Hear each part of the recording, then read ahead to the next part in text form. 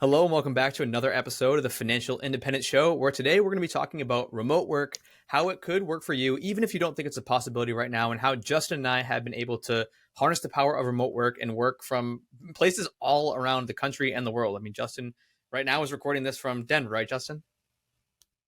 Yeah, recording this from Denver. And when the thought crossed my mind about having an episode like this, it really came from, when I tell people like I'm thinking about retiring early and they see how much I travel, like I'm always on the road, they're like, why would you even want to retire if you're already able to do this? Or conversely, like I'll see people who feel like they need to retire like as soon as possible, like they're driving themselves into the ground because they feel like they need to do that in order to be able to do the things they want to do and to travel. And so I thought it'd be really cool because I think me and you both do a great job of having both at the same time. Like we both are doing things, earning income, but we're also traveling and not letting that get in the way and having a nice blend. Yeah, I mean, this happened. Yeah. Yeah, I mean, something that happened actually pretty recently because I just came back from my elopement slash honeymoon in Bali. We met this guy, super nice guy, and he was talking about how he went and explored the waterfalls. He's like, "Oh my god, that hike was so hard." He's like, "I barely had time to get to two of them, and there was three total waterfalls." And he was limping. He had a cane. Lauren and I do it the next day. We see all three waterfalls, and we have 2.5 hours to spare. That's how slow this guy was, and I'm like, I don't want to be that guy. Like, I don't want to postpone my travel so long where I'm 65 and it takes me, 5 hours to walk to these waterfalls where now at 27, I can walk to them in 2 hours. Like, there's so many people that kind of just delay. Like once they hit this financial milestone, once they, reach, once they reach this level of net worth, once they quit their job at age 50 something, then they're going to retire. Then they're going to do all their travel. But I mean, it's uh, just the reality of life is that you're probably going to be less limber. You're probably going to have less energy. You're just not going to be able to do the same things that you could in your 20s, 30s, and 40s as you start to age, even if you keep yourself in really, really good shape. Um, so that was just a good wake up call. And, no offense to that guy. If he's a listener of the podcast, who knows? But he was an awesome dude. It was just like, man, we had 2 hours to spare and this guy couldn't even get to the third waterfall. So with all that being said, I know, Justin, you had the idea to kind of kick this episode off. I think a lot of people who are in like a traditional corporate job um, who have a boss or who are in a role that typically isn't work remote, but they are on their computer. I mean, this was my reality back when I was in corporate banking. Like, I totally did not need to be in the office. I could do everything from home, but it was just company culture to be in the office. And I know even pre-COVID, I think you mentioned you were already having these conversations with your boss and figuring out like, how can I work remote? How can I make this work? So I think we have a lot of listeners who are probably in that position where right now they don't have any remote work, or it's like very rare, maybe every other Friday they get to work from home. But how did you start those conversations with your boss? Yeah, I think the biggest thing is like making sure that they know that like the work is still the priority. You're still going to work those same hours. Like you're not asking for anything, any kind of crazy what's the word? You're not asking for any kind of crazy like special treatment that any of your other coworkers don't receive. You're not asking for a free pass to miss a certain meeting, or you're not going to be showing up to calls with no internet and like having trouble joining meetings. Like you just don't want to be that person, and that's the biggest thing. And then the other thing I think is coming into it with a mindset of like, well, let's try this out. Like, let's try to do this for like say 3 months, and if there's no regression in productivity, if you don't see any actually impact from it, then I'd like to take and do this, long term. And so that's kind of the way it was for us. We were remote for like 3 months, realized, this is actually not that bad. Like everything is getting done. We kind of want to do this full time. And so, me and Leslie both had conversations with our bosses at the time when we were getting ready to move from Boston down to Austin, Texas, and we're like, hey, regardless of what happens, because at this point COVID had started, and was starting to, you could maybe start to see it was going to be a longer term thing, but we weren't sure how long. But we just said, hey, regardless of what happens with COVID, this is how we want to work from now on. And they were totally on board with it. And I was coming from the East Coast. All my customers were East Coast. So I knew I still needed to work East Coast hours. So I was going to be, starting my day an hour earlier than I was used to, but that's on me. And as long as I took care of that, the boss was cool with it. And I know you've also been on the other side of the table where you are a manager and you do manage people, and I'm sure you have people working remote. And there are people that take advantage of the system. So how, as a manager, do you have those conversations? Like, how do you monitor and make sure people are, doing the work and not, walking their dog for 2 hours in the middle of the day, or doing whatever people do when they're working at home that isn't work?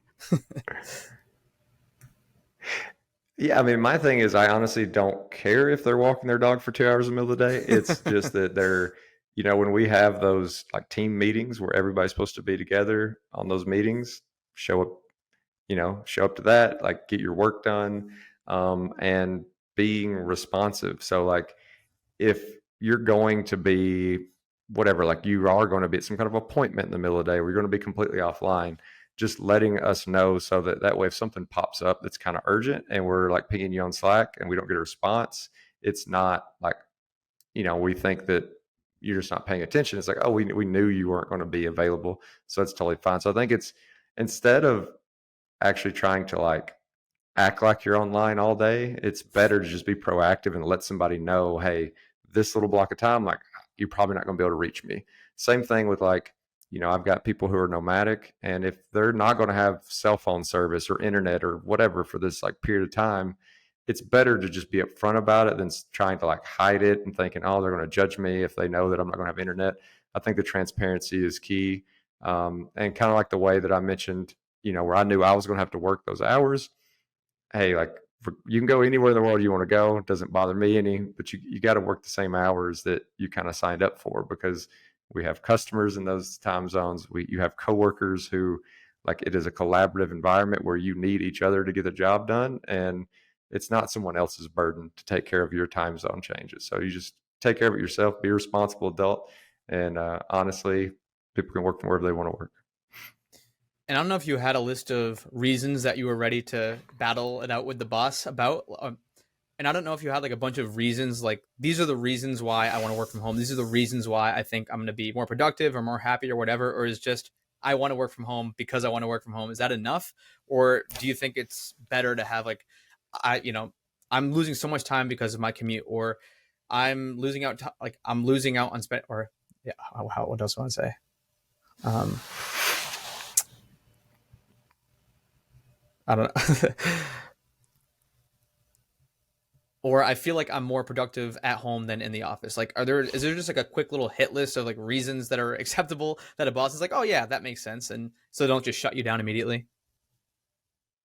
Yeah, I mean, obviously, some situations it's going to be a very easy conversation. Some conversations it's going to be more of a like you're having to try to convince them, or really build your case. And I would say some things that would help build your case is, like, let's say you've got some kind of family dynamic where it would make a big difference in your life to be at home, whether that's maybe your spouse does have to go into work, and you've got a young child, and it would just make a huge world of difference if you could be home.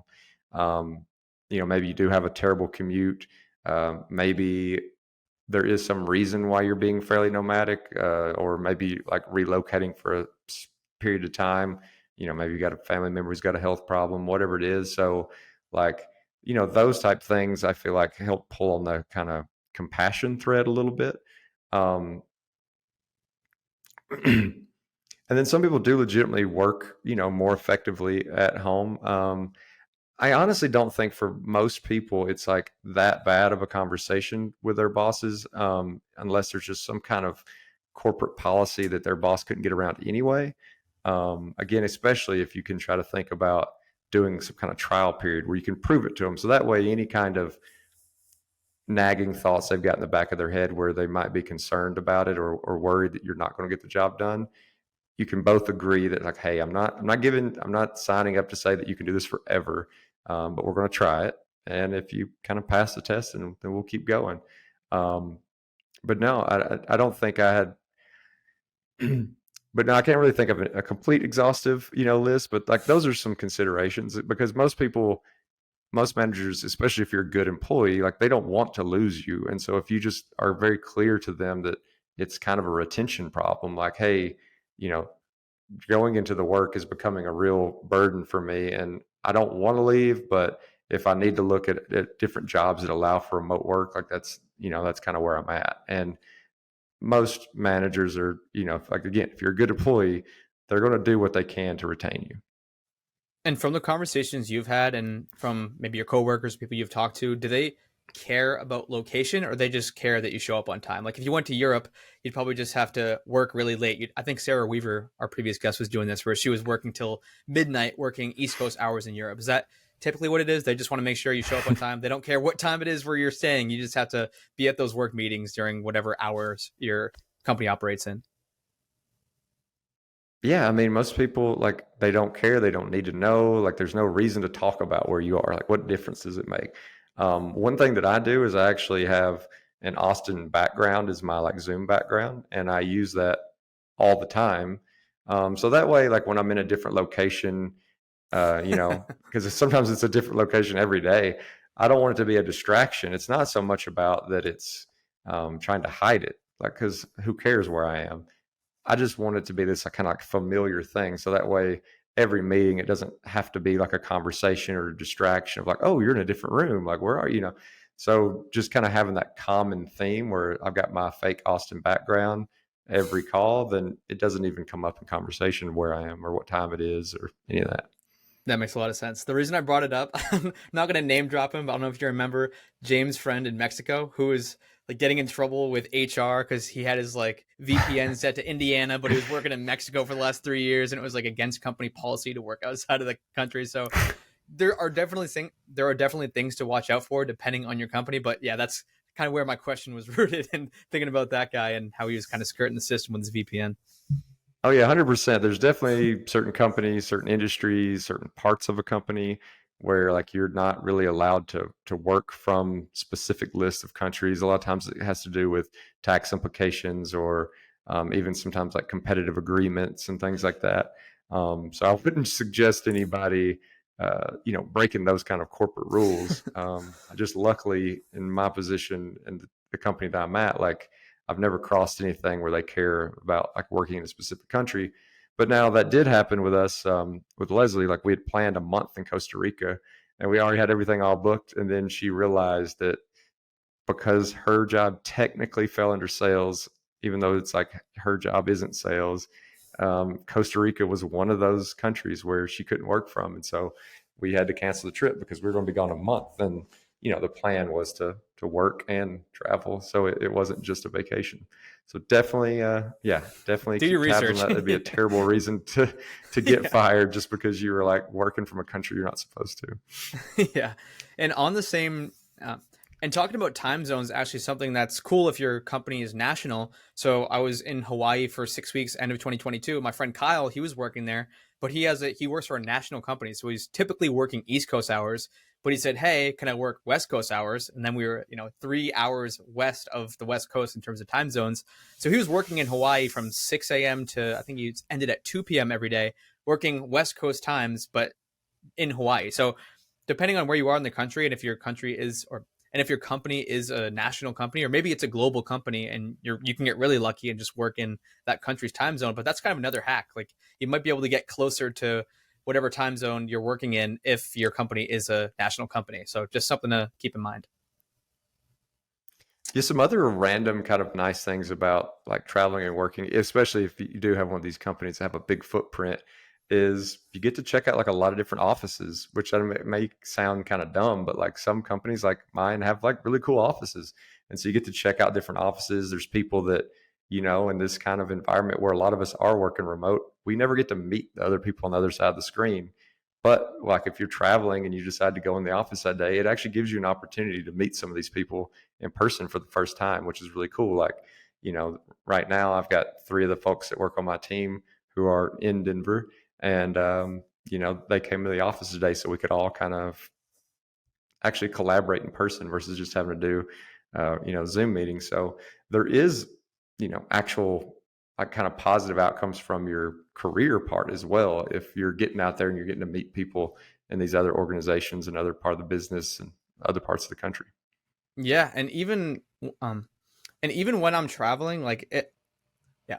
And even when I'm traveling, I don't have coworkers per se, so I'm not able to collaborate, but I feel like I get different ideas, I get different perspectives. I'm like, just a light bulb goes off for some reason. I feel like just changing your surroundings sometimes makes you think a little bit differently. So whether I'm making a change in a business or like the way that this course is structured, or the way that like these emails are, or I think of new ways to market. Like all of these ideas just kind of rush to my head by changing my surroundings. So that's something that's been pretty cool as I've been traveling and working. And I know, Justin, you had asked me before we hit record here. It's a little bit different as an entrepreneur, right? Because I do have some scheduled meetings that I have to show up for, but a lot of times it's like I have to be very self motivated, and it's very easy on vacation to kind of lose yourself, lose your routine. So for those entrepreneurs out there who are listening, having a routine, especially if you're doing slow travel, is everything. So whenever Lauren and I go to a new location, like we find the gym. That's like the first thing we do pretty much every day in a new location. We find the gym, we come home, we shower, and then we'll usually work for like 1 to 3 hours depending on what's going on. And so once we're done with all of that, like it's 11 o'clock maybe, or 10 o'clock depending on what time we wake up, and then we can explore for the rest of the day. Then we usually get home later. If there's anything, emails that need to be answered, actions that um, tasks that need to be actioned, we can do those later on and work for maybe another hour or so when we get back. But yeah, having that discipline, like building that routine into the morning, has been super crucial. Because when I first started in entrepreneurship, there were so many times where I would go on a vacation with friends, and you just kind of get lost in the vacation. And all of a sudden you realize you're behind on all this stuff. You didn't set time to like get specific tasks done. So I like to front load. I like to get all the stuff out of the way that I need to do. I consider the gym a need because I like to stay in shape and feel good. So I get the gym out of the way. I get the non-negotiables out of the way in terms of business stuff in the morning. And then I have the kind of the rest of the day to explore and do other stuff. And obviously there are some days where maybe I am working like the entire day. If there's a big project that I'm working on or something that needs to get done, I can just kind of hang out in the Airbnb in the hotel and get it done. But yeah, if you're an entrepreneur, you need to have self motivation to set your own schedule and then just make sure that those must do tasks get done. And a cool part about working remote too is like the same way how we kind of started the conversation with like you don't have to wait until you're retired to be able to travel. Even when you're traveling, whether you're working remotely, you don't have to like have this day be the day that's like kind of the vacation-y day, and then this day be the work day when you're traveling and working remotely, especially depending on the situation where you're at and how those hours are different, like those time zone differences. Sometimes you can really use them to your advantage, um, like I'm trying to think. Like let's say you're in a time zone where the day isn't going to get started until a little later in your day, like because you've changed time zones, and maybe you get up in the morning and you go like skiing for 2 hours, and then you jump online and have all your calls because now everybody's getting online. Like being able to just kind of dabble and mix in a little bit of like vacation and excursion into the day is another really cool, I think, part of is another really cool part of being able to work remote, and is another cool part of Oh, good. is another cool like kind of is another cool attribute of like being able to work remote. And but I do think it's interesting how you're talking about like those differences between like the normal W-2 job and entrepreneurship on time management, um, and also like because it is different. Like for me, I know that I can get up and I can do those 2 hours of skiing, but I know that I'm going to come back at this time because I got a meeting. And I'm sure as an entrepreneur, like if you don't have that thing on the calendar, it's like all of a sudden, well, maybe instead of skiing Yeah, 2 hours, I'll ski like 6 hours and 8 hours. It's like a exactly. slippery Yeah. slope.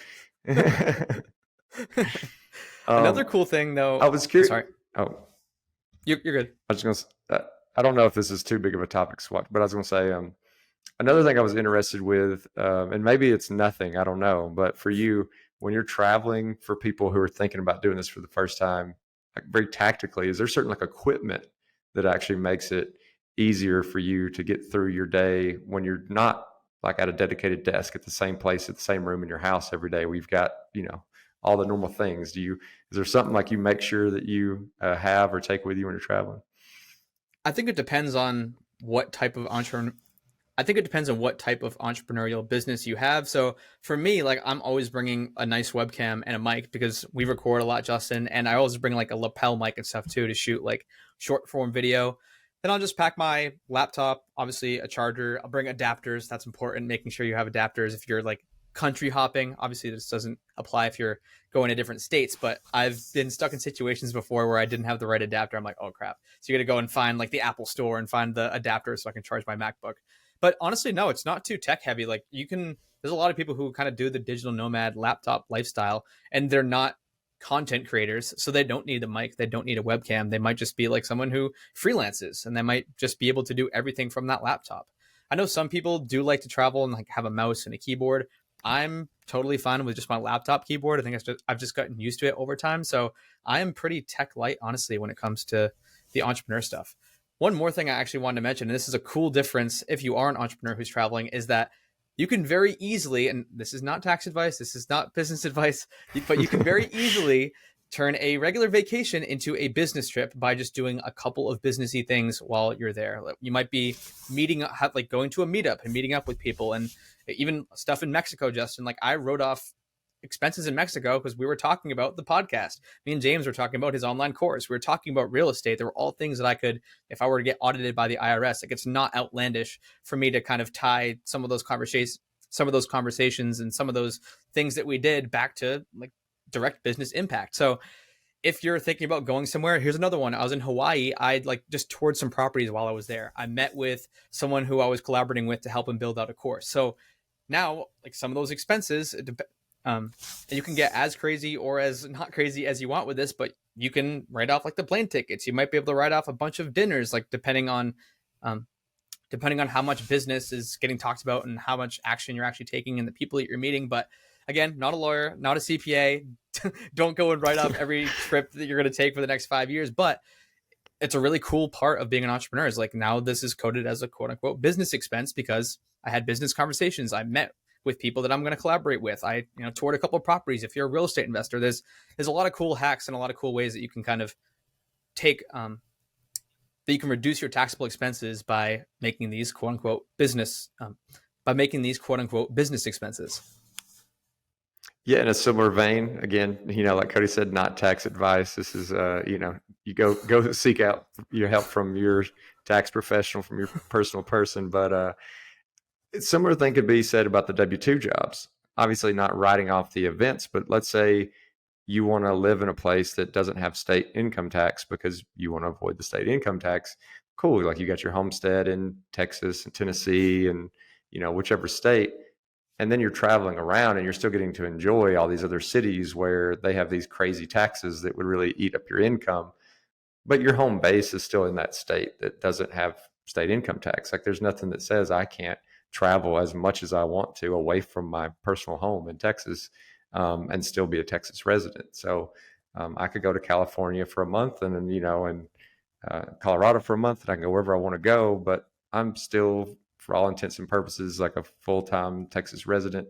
And again, I don't know, there might be some kind of nuanced rules where that's not 100%, true. So that's why this isn't legal advice.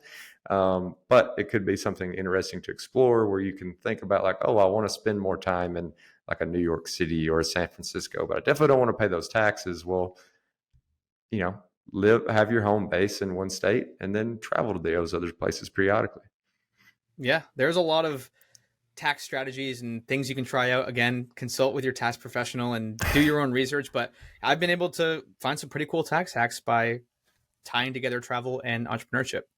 So I actually want to tie in a couple of topics that we've covered in previous episodes, Justin. And one is like trusted house sitting. So if you go back to our episode with Britt Sharman, she covers like all of the platforms that you can sign up for, like how to get approved, how to get the most likely yes from people who will let you, house sit, which is basically you stay in their house for free in exchange for usually taking care of their pets or just their house or their plants, or there's all of these different reasons why people might want you to house sit. And there's this awesome community on all of these different platforms. I think the one that she was most active on was called Trusted House Sitters, but that's a great way where you can go and stay somewhere else for free. If you negotiate the remote work from your job, you get a whole new experience. You don't have to pay for an Airbnb or a hotel. If you want to take this to the next level, I'll let you take over here, Justin, because you've kind of been doing this a bit. There's a technique that me and James Lowry kind of coined and talked about called geohacking, where you're basically renting out your primary residence while you're traveling, and you're traveling in cheap or free places like with Trusted House Sitting. So you're actually making money on accommodation while you travel. I know, Justin, you've been renting out that back room in your house. Have you done like the full house yet, where you're renting out your main bedroom or maybe the spare bedroom? We haven't done the full house yet, but we have been doing a ton in the back room. We've been made a lot of rentals in the back room, and it's just a matter of time. We're going to get the full house on there. But yeah, that combination is definitely something that is like a huge part of our roadmap. It's something that is like, I don't know, that's crazy powerful when you start to think about like, okay, not only am I covering my mortgage, but I'm actually maybe making some extra money. But even if you're just covering your mortgage and now you're traveling somewhere that's either cheap or you're staying at a trusted house sitter place, like let's say you just rent out enough to cover your mortgage and you're doing the trusted house sitter thing. And for two people, like maybe that as a couple, maybe that reduces your expenses by $3,000 a month. It's $36,000 a year. That's like an insane difference in both the amount you're able to save and the amount that you need to plan for, as far as like if that's something you want to continue to do long term, then maybe you can factor that in, and it means that your retirement date is way, way sooner than you thought. Because I mean, you just went to Bali, like some of those places that you could rent for a month, or like I look at stuff in Mexico or in Spain and Portugal. It's like, okay, it cost me $3,000 a month for our house in Austin. I could live there for $700 a month. So even if I was renting out my house and not covering my full mortgage, let's say I was only getting $2,000 a month. Now I've got the 1,000 left that I got to pay on that mortgage, the 700 for this other country. So I'm spending $1,700 a month. That's still a $1,300 a month savings. So it Yeah. doesn't have to be all or nothing. It doesn't have to be like, but it could be crazy. Like it could be where now I'm earning an extra 1,000 over here. I'm not spending any money, and now my gap has grown by $4,000. Like it. So it's a very powerful combination. Yeah, yeah. I mean, yeah, remote work plus renting out your house plus trusted house sitter. That's got to be one of the most deadly combinations out there. And if you're in a place where, let's say you live somewhere where you have to drive a lot, and maybe you're spending a lot on your car and on gas and things like that, and then you go live in a city, whether it's in the U.S. or somewhere else, where now your transportation costs are like zero because you can walk everywhere. That's another huge savings that you can tack on. It's like when Lauren and I are looking at places to say we love places with walkability, which unfortunately we don't have where we're at in Central Mass. There's just not many sidewalks. All when the Pilgrims settled, they weren't thinking about walkability, so they just kind of crammed all the houses together, and the roads are pretty narrow. So whenever we're traveling somewhere, we're always looking to have somewhere that's walkable to coffee shops and restaurants and the gym, and so we're able to save on transportation too. So you could do the trusted house sitters, you could rent out the house, and you could save on transportation if you're somewhere where you're spending a bunch on gas and commuting and driving everywhere. Once you get creative, I feel like FI just gets easier and easier and easier. Like you said last episode, Justin, or 2 episodes ago, there's just no playbook for some of this stuff. It's like just look for creative opportunities and take them, because you're gonna face opportunities that have never um, you're gonna face opportunities that have never been talked about before on a podcast or on a YouTube channel or on a blog. But if you kind of have this mindset and you are able to roll the punches and like figure it out, then yeah, it can allow you to retire decades sooner and have millions and millions more at retirement age.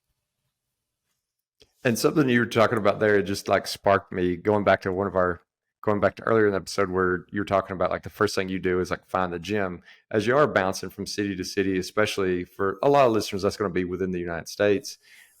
It could be a really good reason to have something like a Planet Fitness membership. Mm-hmm. Me and Leslie keep that, even though we don't go to it during the week. We do our like F45 gym.